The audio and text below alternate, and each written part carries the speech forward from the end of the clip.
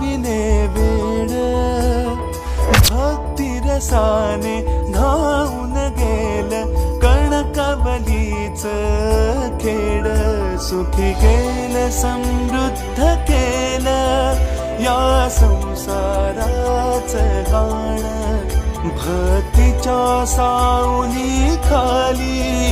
होऊनी आज बेभान गाव गुणगान भालचंद्रा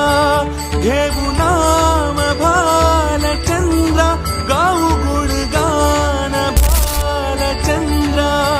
घेऊ नाम